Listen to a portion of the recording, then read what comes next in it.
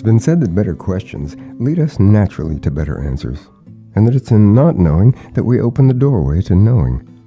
I'm Scott Lennox, and you're listening to The Beautiful Question, a consideration of things that truly matter in a complex world. Just how important is refuge to each of us?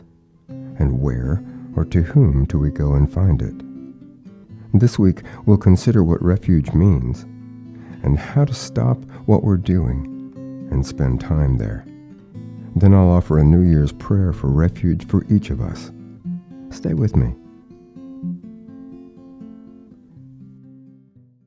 While talking this past week with a friend in New Mexico, he noted that people throughout the world need to stop and rest.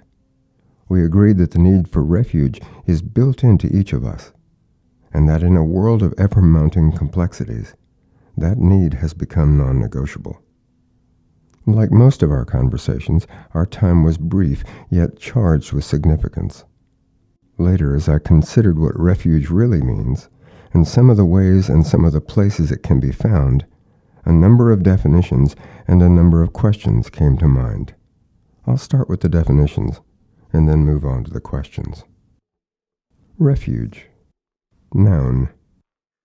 Refuge is a condition of being safe or sheltered from pursuit, danger, trouble, persecution, threat, or violence. Refuge is something that provides shelter, protection, or comfort. Refuge is a place, person, or group to which one can safely go during difficulty.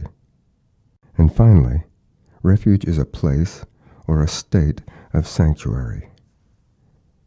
Simply stated, finding refuge is finding a place that is safe and sheltering for you, whether you're stepping out of the rain or surrendering into the embrace of one who genuinely cares about you, or offering unconditional love to yourself. The mindfulness practitioner and author Jack Kornfield has written that to live wisely, we need to find a trusting connection to the world.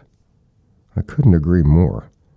Yet in a time when so many are struggling with trust, where and how do we find it?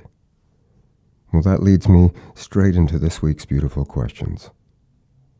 When things become hard or become too difficult to manage on our own, where do we go to find the refuge we need to cope? Where can we find safety and support when what lies ahead of us or around us is bigger than we are? Where do we go when we feel exhausted and alone? Where can we find the safety and calm we need to rest a while before we go on, regardless of whatever it is that we're doing? If we can't find it in the people or the places around us, in what meaningful ways do we build refuge on our own? Is it possible to find refuge in our own hearts and minds? And if so, how? Where or with whom is true sanctuary to be found? You know that questions like this bear the deepest consideration. Your irreplaceable humanity deserves real answers, and real and safe shelter, even if no one is providing it but yourself. Just now I think of Tara Brach, a spiritual teacher whose podcast can be found on the web. Despite the fact that she suffers from an incurable genetic disease that affects her connective tissue, making it harder and harder to move, she remains focused on refuge, pointing out that we can find refuge at any moment in our busy lives whenever our hearts open with tenderness and love. That's a powerful statement for someone who is unendingly physically challenged. It's also undeniably true that finding refuge, wherever you find it, is about opening the heart. And so that being the case, I offer the following prayer for all of us in the coming year.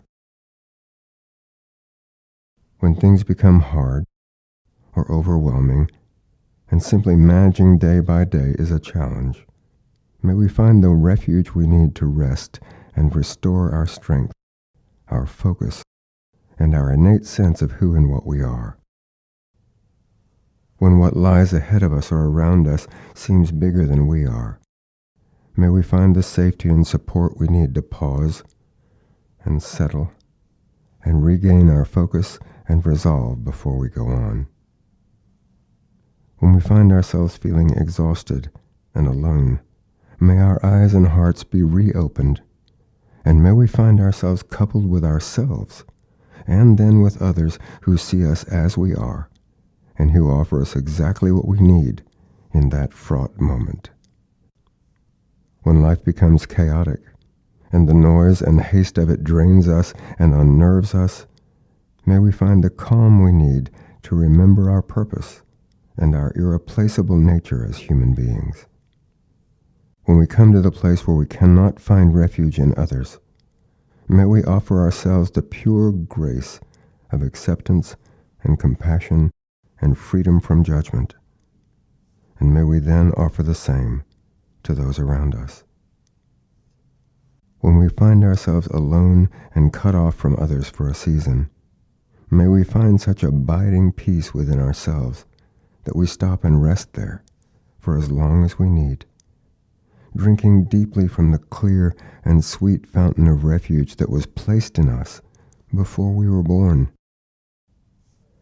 When we've shut down and pulled into ourselves, may we find such true sanctuary that we open our hearts and minds again to the goodness that is always possible.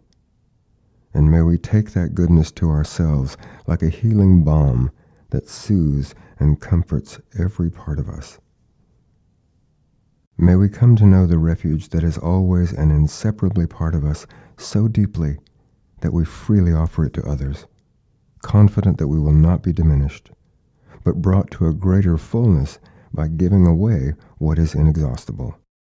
And as we find ourselves spending more and more time in the safety and the sanctuary of true refuge during the coming year, may such clarity and peace and love arise in us that we touch ourselves and the rest of the human family with light. May it be deeply so, and by that, may you be deeply blessed. As I say each week, my light with your light. Thank you for listening.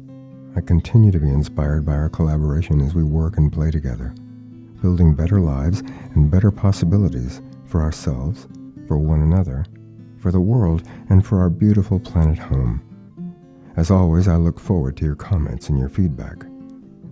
You can also be inspired by visiting my good friends at Cosmos Journal. That's KOSMOS Journal. Their mission is to inform, inspire, and engage global transformation in harmony with all life. You can easily find them online at cosmosjournal.org.